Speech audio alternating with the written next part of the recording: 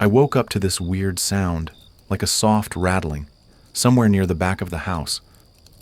For a second, I thought maybe it was just the wind knocking something around, but the night outside was dead calm. No breeze, no rain, just this suffocating stillness that pressed against the windows like a heavy blanket. My dog, Coda, was already awake. He stood by my bedroom door, muscles tight, tail low, ears pinned straight forward. He let out this soft, uneasy whine that immediately set off alarms in my brain. Coda wasn't the type to spook easy. If he was nervous, something was wrong. Still half asleep, I sat up and grabbed my phone off the nightstand, expecting to check the time. Maybe it was just a weird dream. But the screen wouldn't turn on. When it finally did, it glitched, showing this frozen, flickering image of my lock screen. No signal, no Wi-Fi, no time. Just a dead, broken-looking screen that gave me an instant pit in my stomach. "Coda, what's wrong, boy?" I mumbled, but my voice came out hoarse, like my throat didn't want to work properly. He didn't respond, just stayed locked in place, trembling slightly. I swung my legs over the bed and stood up. The floorboards felt weird under my feet, like they were vibrating ever so slightly, almost like a deep hum you could feel in your bones but not hear with your ears. The air inside the room was dense and sticky, like someone had cranked the humidity up to 100. I tiptoed out into the hallway, Coda glued to my side. As I passed by the window, I instinctively glanced outside and froze. It wasn't just dark.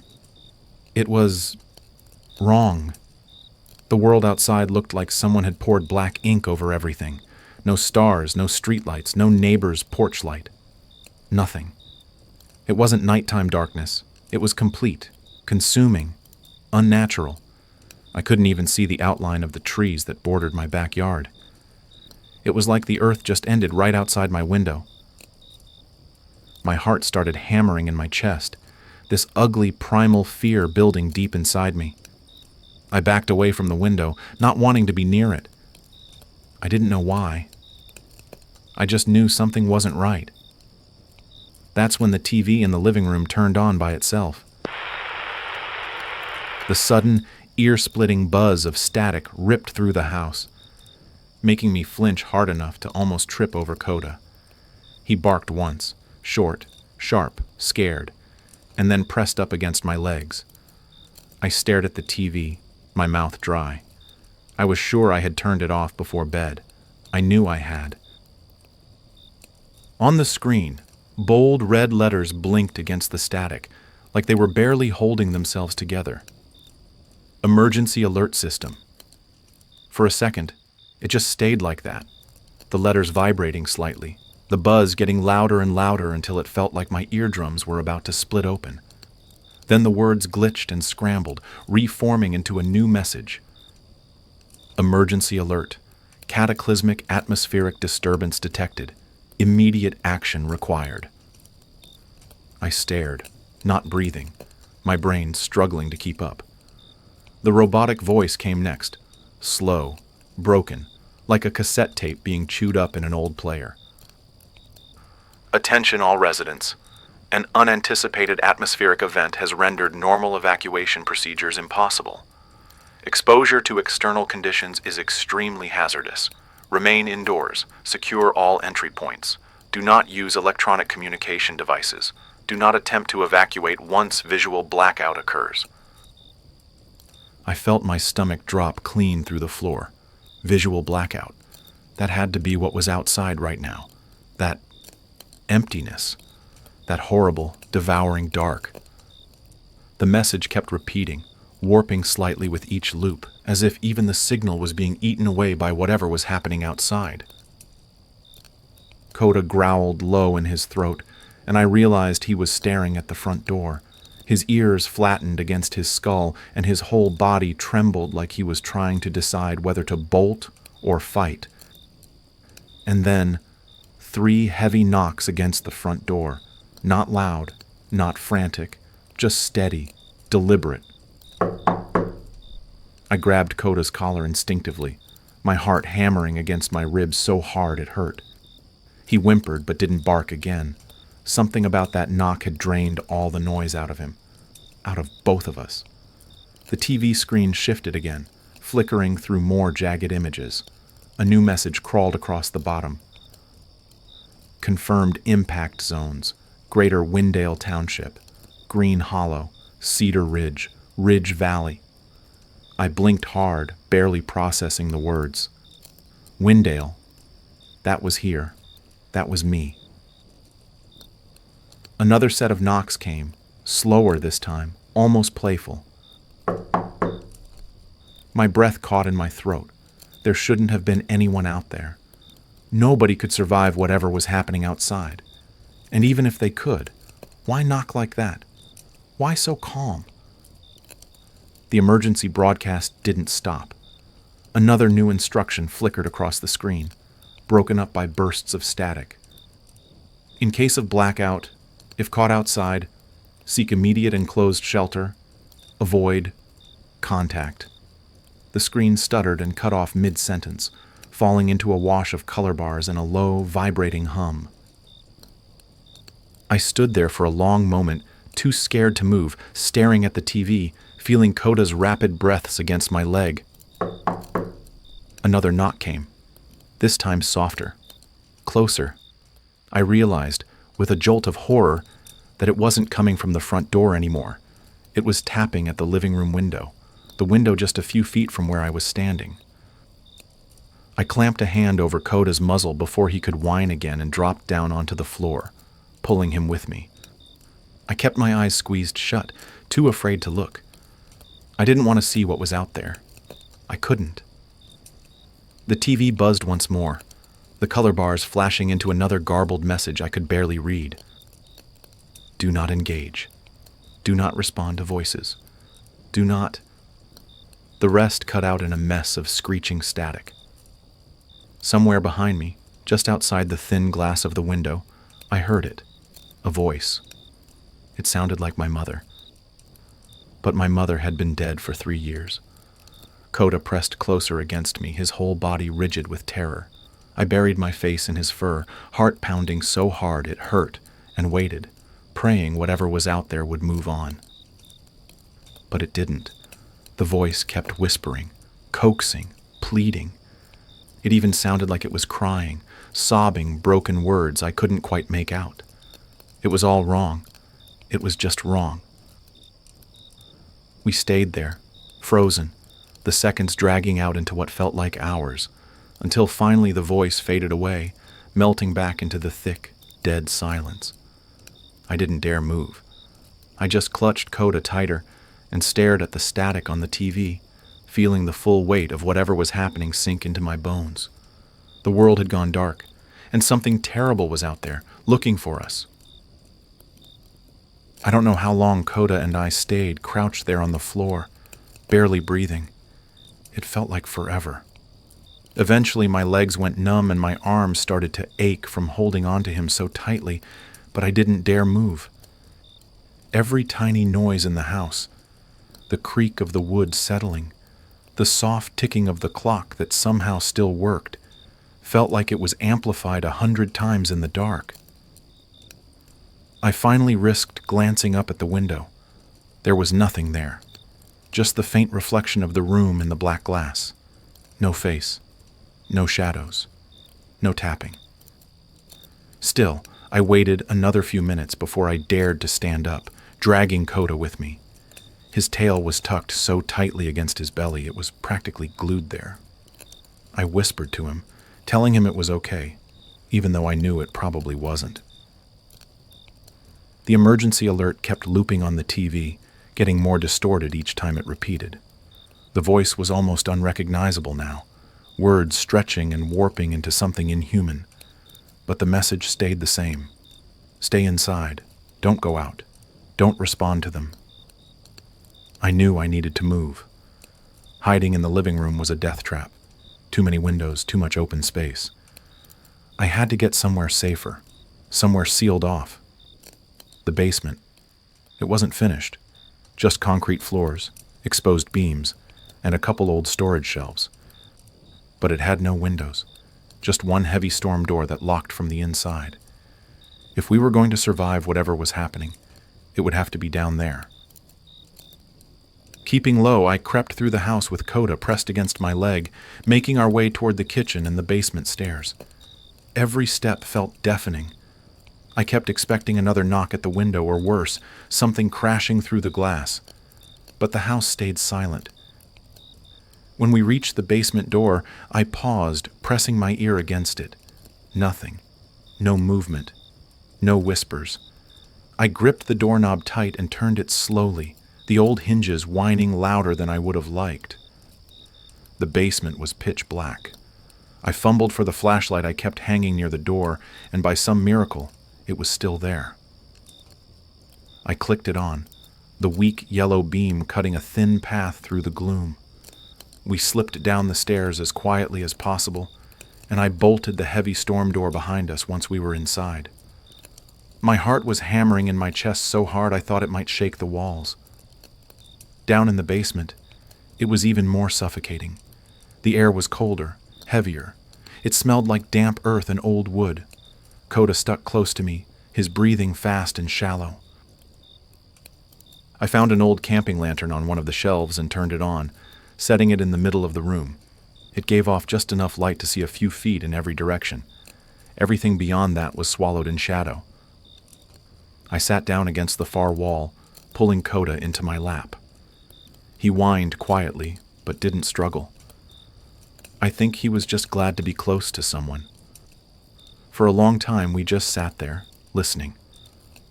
At some point, I heard a noise upstairs. Soft at first, like shuffling feet. Then louder, like something heavy dragging across the floor. Coda's ears perked up immediately, and he let out a low growl deep in his chest. I clamped a hand over his muzzle, praying whatever was up there wouldn't hear us. The dragging sound moved from the living room to the kitchen, then back again, back and forth, over and over, like it was searching for something, or someone. I squeezed my eyes shut, trying to block it out. I kept telling myself that the storm door was strong, it would hold. We were safe down here. But deep down, I wasn't sure I believed it. Hours passed, maybe more. I lost track of time completely. The only thing keeping me grounded was the slow rise and fall of Coda's chest against me, and the flickering light of the lantern. Eventually, the noises upstairs stopped. But the quiet was worse. Every second that ticked by felt like a countdown to something awful. I turned the lantern down to its lowest setting to conserve the battery and curled up against the wall, wrapping my arms around Coda. I tried to sleep. Tried. It must have been sometime the next morning, though there was no way to tell for sure, when I woke up to the sound of something tapping against the storm door. Light tapping, like fingernails. I sat bolt upright, heart slamming into my ribs. Coda growled softly, hackles raised. The tapping stopped, then a voice. It was my brother's voice. "Sam, it's me. Open the door." I squeezed my eyes shut, pressing my hands against my ears. It wasn't real. My brother was hundreds of miles away. "Please, Sam, I need your help. I'm hurt." Coda barked, one sharp, furious bark that echoed off the concrete walls. The voice outside didn't react. It just kept pleading over and over, the same exact words like it was stuck on a loop. I hugged Coda tightly, whispering to him to be quiet, to stay with me. He whimpered and buried his face against my chest. Eventually, the voice faded. I didn't move. I didn't breathe. I just sat there shaking so hard my teeth chattered, waiting for something, anything, to happen. Hours passed, maybe a whole day. Our water bottles were running low. I had grabbed a couple before we fled to the basement, but they wouldn't last forever, and the only food we had was whatever canned stuff had been left on the shelves. Old beans, stale crackers. Enough to survive for a little while, maybe, but not for long. The next night, the scratching came back. More aggressive this time. Not at the door, at the walls. like fingernails trying to claw their way through the concrete itself. Coda barked again, louder this time. I clamped my hands over his muzzle, terrified he was giving us away, but deep down I knew they already knew we were here. The scratching went on for hours. Then it stopped. Dead silence again. The kind of silence that presses down on you, suffocates you, makes your ears ring with the weight of it. Coda whined, pacing in tight circles. His paws clicked against the concrete, and every little sound felt like a gunshot in the stillness. I knew we couldn't stay down there forever. Sooner or later we'd have to go out, into that endless, swallowing black, where things that sounded like your family waited to tear you apart. I gripped the lantern tighter, feeling the cold plastic dig into my palms, and made myself a promise. Tomorrow, we'd leave. Before we ran out of water, before we went crazy, before whatever was out there decided it didn't need to knock anymore. I didn't sleep after that. Neither did Coda. We just sat there, huddled together in the freezing dark, listening to every tiny creak and groan the old house made. I kept my hand buried in his fur, feeling the tension under his skin, the way every tiny sound made him jerk and flinch. We were both frayed raw, worn down by fear and hunger, and that constant feeling that something was just outside the door, waiting.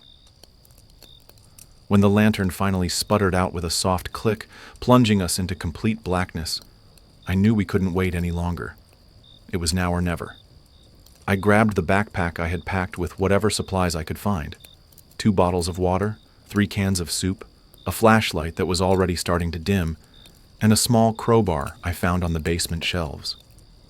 I hated the thought of leaving the relative safety of the basement, but staying meant dying slow. Out there, at least we had a chance. I clipped Coda's leash onto his collar. He whined softly, tail tucked so tightly against his belly it practically disappeared. But he didn't resist. He trusted me. Poor guy didn't know we were walking straight into hell. I crept up the basement stairs with Coda pressed against my leg, every step creaking just a little louder than I wanted. I paused at the storm door, pressing my ear against the cold metal. Nothing. Just silence. I unbolted the door slowly, heart hammering against my ribs, and eased it open. The house was exactly how we had left it. Dark, cold, abandoned. The TV was still glowing faintly in the living room, stuck on static. No messages, no alerts. Just that endless buzz. It felt like we were walking through a tomb. We moved through the kitchen first, sticking low, avoiding the windows. I kept the flashlight off, using the faint light from the TV to guide us. Every shadow seemed alive, like it might reach out and grab us if we lingered too long. I considered grabbing my phone again just to check if there was any signal, but I didn't want to risk it. The last alert had made it pretty clear. No communication devices. I didn't know why, but I wasn't about to find out the hard way. When we reached the back door, I hesitated, hand on the knob. Coda pressed against me, trembling, his breath hot and fast against my leg. "Ready?" I whispered. He whined quietly but didn't pull away. I opened the door. The outside world was worse than I remembered. The darkness wasn't just black. It was heavy, almost liquid, like stepping into deep water.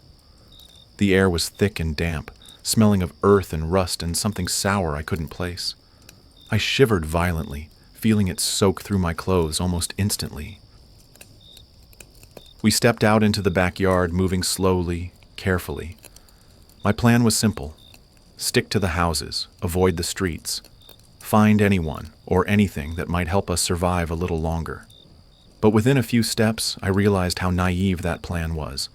The neighborhood was wrong. All the familiar landmarks, the streetlights, the mailboxes, the sidewalks, were just gone, swallowed up by the darkness. The houses themselves looked distorted, like they were sagging inward, rotting from the inside out. Some of them had their front doors swinging open, creaking softly in the dead air. I tightened my grip on Coda's leash and kept moving. We hadn't gone far, maybe 2 or 3 houses down, when Coda stopped dead in his tracks, ears pricked, body rigid. I followed his gaze and saw it, a house up ahead with a light still on. It was faint, barely more than a flicker, but in this endless night it looked like a lighthouse. My heart leapt into my throat. Maybe there were survivors, maybe someone who could help, or maybe it was a trap. I crouched down, pulling Coda close. "What do you think, boy?" I whispered. "Risk it?" He didn't respond, just pressed closer against me, trembling. I took that as a yes. We moved toward the house, sticking to the shadows as much as possible. As we got closer, I could see that the light was coming from a small window on the second floor. It flickered and wavered, like a candle about to go out. The front door was wide open, hanging loosely on its hinges. Every instinct I had screamed at me to turn around, to run, to get as far away from that house as possible. But where else could we go? Back into the dark, into the arms of whatever things were out there, hunting. We had to try. I tightened my grip on the crowbar and stepped inside. The smell hit me first, a foul, rotting stench that made my stomach turn. Coda growled low in his throat, tail tucked, body shaking. The inside of the house looked like a war zone. Furniture was overturned, papers and debris littering the floor, but there were no signs of struggle, no blood, no broken windows. It was like whoever lived here had torn the place apart themselves. "Hello?" I called out, my voice barely more than a whisper. No answer. I crept deeper into the house, heart hammering in my chest. Coda stuck close to me, every muscle in his body tense. The flickering light was coming from upstairs.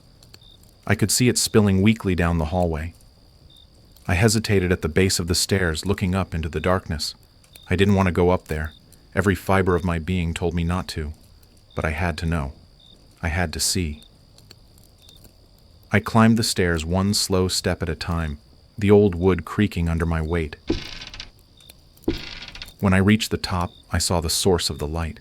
It was a small lamp sitting on a bedside table, its shade tilted at an odd angle. The room was a mess, drawers pulled out, clothes scattered everywhere.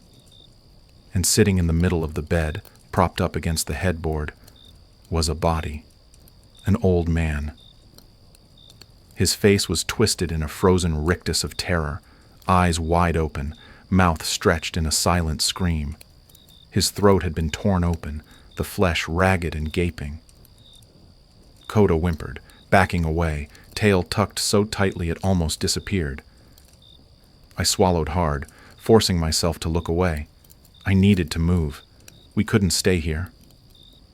I turned to leave, and that's when I heard it. A soft, wet sound from somewhere deeper in the house. A dragging noise. Something moving, coming closer. Coda barked once, sharp and terrified, and I knew we had to get out of there, now. I turned and bolted down the stairs, Coda scrambling after me. As we reached the bottom, I caught a glimpse of something at the top of the stairs. A shape. A person-shaped thing, but wrong. Stretched, twisted, its head tilted at an unnatural angle, its arms too long, its fingers scraping along the walls as it followed. I didn't stop to look. I didn't think. I just ran. We burst out into the night, into that suffocating black, the air like ice in my lungs.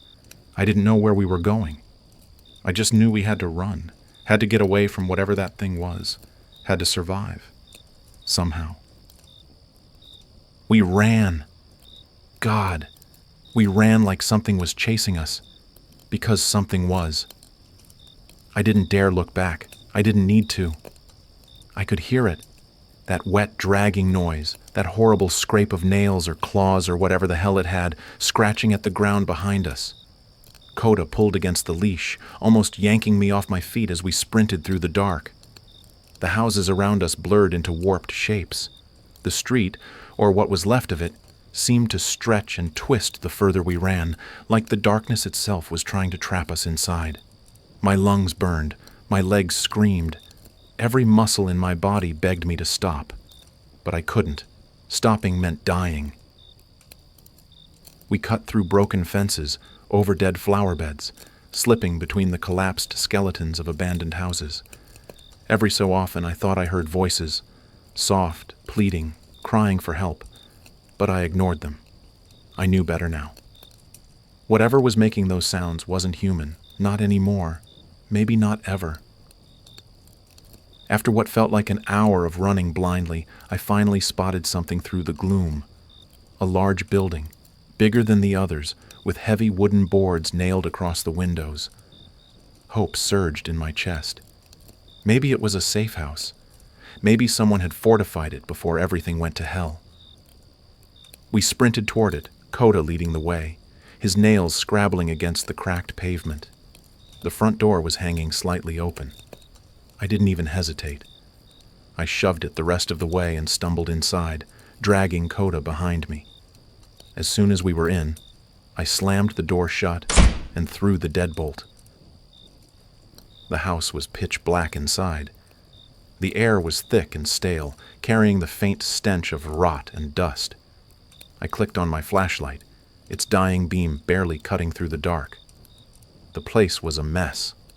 Furniture overturned, glass shattered, deep gouges in the walls like something with claws had tried to tear its way through. But there were no bodies, no blood, no sign of who had lived here. Coda stuck close to my side, still trembling, still whimpering under his breath. I dropped to one knee, rubbing his ears, trying to calm him down, trying to calm myself down. "We're okay," I whispered. "We're okay. We made it." Even as I said it, I didn't believe it. I knew we weren't safe. Not really. I moved through the house slowly, flashlight sweeping back and forth across the wreckage. We needed to find somewhere to hide, somewhere secure, somewhere we could catch our breath, maybe regroup, figure out what the hell we were going to do. There was a staircase at the back of the house, leading up to the second floor. I hesitated for a second, thinking about the thing we had seen in the last house, but decided it was safer to be higher up. If something broke in, we'd hear it coming. We'd have a better chance. We crept up the stairs, one slow, painful step at a time. Coda's nails clicked quietly against the wood. At the top, there was a narrow hallway with several doors, most of them shut tight. Only one stood open, spilling a faint blue glow into the dark. I moved toward it cautiously, heart pounding in my chest. Inside, the room was empty except for an old desk pushed up against the far wall. And sitting on that desk was a computer, somehow still on, still connected to something. The screen was open to what looked like a message board, a half-typed message sitting there, waiting. I stepped closer, heart in my throat. The message read, "If anyone sees this, we tried to hide. They can mimic us. They take our voices. They hollow us out and wear our skins like suits. Don't trust anyone. If you hear them crying, don't answer." The message cut off there, unfinished. I stared at it for a long moment, the meaning sinking in like ice water down my spine. They didn't just kill, they imitated. That's why the voice at the basement door had sounded like my brother. Why the thing at the last house had cried like a wounded man. They stole voices, stole faces, became something close enough to human to trick you, just long enough to get close. Coda growled low again, snapping me out of my trance. I looked around the room, searching for anything useful. There was an old rifle propped up against the desk, a few loose shells scattered nearby. I grabbed it, checking to make sure it was loaded. At least now we had a fighting chance. I knelt beside Coda, ruffling his ears. "We're gonna make it, boy," I said, even though I wasn't sure I believed it. "We have to." Suddenly, a loud bang echoed through the house. The sound of something heavy slamming against the front door. I froze, listening. Another bang, louder, closer. Coda barked furiously, lunging toward the stairs, but I held him back. We had to be smart, had to think. I grabbed the rifle, flicked off the safety, and crept back down the hallway toward the top of the stairs. Peering over the railing, I could just barely make out a shape moving in the shadows below. Something was inside the house. It moved strangely, jerky, twitching movements, like a puppet with its strings cut. It wasn't human, not anymore. The thing moved toward the stairs slowly, dragging one foot behind it, one arm hanging limp. As it reached the base of the stairs, it tilted its head back and let out a sound that froze the blood in my veins. It was my own voice, calling for help, begging, pleading, exactly like I had when I was a little kid, lost at the mall. It wasn't just mimicking voices anymore, it had taken mine, somehow, without me even realizing it. I backed away, pulling Coda with me. We needed another way out. Fast. The window at the end of the hall. It was boarded up, but if we could get the boards loose. I shoved the flashlight between my teeth and sprinted for it, dropping the rifle for a moment to grab the crowbar from my pack. Coda barked frantically as the creature started up the stairs, each step making the old wood groan and creak under its weight. I jammed the crowbar under the boards, prying with everything I had. The nails screeched in protest, wood splintering. Behind me, the thing reached the top of the stairs. I didn't look. I couldn't. The board popped free with a crack. I ripped it down, shoved Coda through the opening first, then climbed after him. We tumbled out onto a slanted roof, the night pressing in around us like a living thing. I didn't stop. I didn't think. I grabbed Coda and ran, sliding down the roof and crashing into the overgrown backyard below. Somewhere behind us, the thing screamed, a horrible, broken sound that shattered the silence like glass. I didn't look back. We ran, again, because that's all we could do. We didn't stop running until we couldn't breathe anymore. By the time we stumbled behind an abandoned garage on the far side of the neighborhood, my legs were giving out, and Coda was limping badly, one paw lifted awkwardly off the ground. I dropped to my knees behind a cracked cement wall, pulling him close. His sides heaved with exhaustion, but he didn't make a sound. Good boy. He understood that noise could kill us now. I pressed my back against the cold concrete, trying to catch my breath, trying to think. My mind was a mess. Every time I closed my eyes, I could still hear that thing using my voice, begging for help in the exact way I had sounded as a child. It made me sick. It made me want to tear my own skin off just to get clean. Above us, the sky was still that impossible black, like the world had been dipped in tar. There was no dawn, no stars. No way to tell how much time had passed. How long had we been running? Hours, days. It didn't matter. We were still alive, for now. I knew we couldn't just hide forever. Supplies were low, water was almost gone. I had maybe one bullet left in the old rifle after firing useless warning shots during our run. The crowbar was still in my pack, but I knew it wouldn't save us against the things out here. We needed a plan. We needed a miracle. From our hiding spot, I could just barely see the remnants of the main street, or what used to be the main street. The buildings were twisted and broken, storefronts sagging inward, windows smashed. A couple of cars sat abandoned in the middle of the road, doors hanging open, their contents spilled out into the black. And then I saw it, a light, not flickering like a candle, not buzzing like the broken TVs, a real light, steady, pale, shining from a tall structure near the center of town. A radio tower. The memory came flooding back. The old emergency broadcast station just outside the library. It had its own backup generators. If anything could still be broadcasting a signal, it would be that place. Maybe, just maybe, if I could reach it, I could send out a message. Let someone know there were survivors. I scratched Coda gently behind the ears, feeling his whole body tense under my hand. "We're gonna make it, buddy," I whispered. "One last run, you and me." He whined quietly but wagged his tail once, a tiny flicker of hope in the darkness. I tightened the straps on my pack, checked the rifle one more time. One bullet, rusty and dented but better than nothing, and set off toward the tower. The streets were worse than before. Every step felt like walking into a nightmare. Shapes moved in the corners of my vision, slithering along the ground, twitching in the broken doorways. I didn't dare shine my flashlight.